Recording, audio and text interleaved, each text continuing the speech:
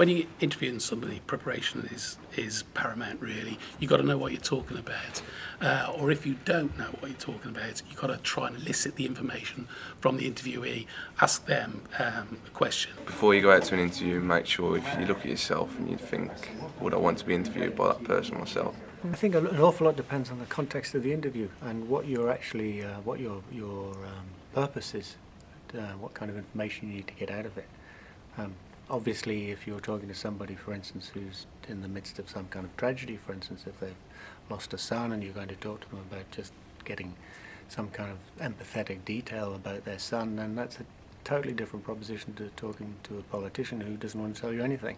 Preparation is obviously a huge amount of that. Knowing your subject is going to be massive too. With an interview, you have to actually know what you're talking about. You can't just go in expecting that they will understand what you can understand everything that they're talking about.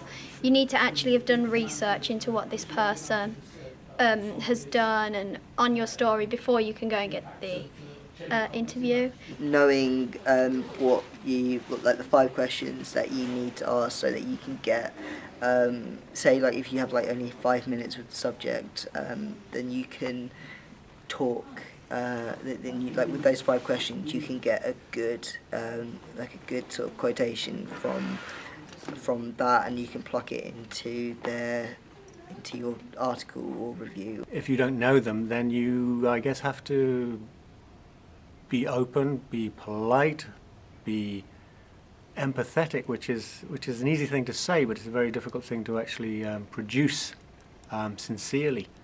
It's not. I guess it's not acting, but it's something that I guess that you can learn to a certain extent.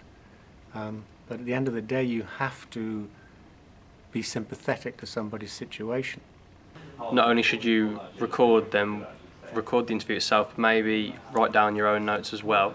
Because if your recorder breaks or there's a problem with it, then you've only got one copy of the interview, therefore you're going to have to do it again and they may not be willing to.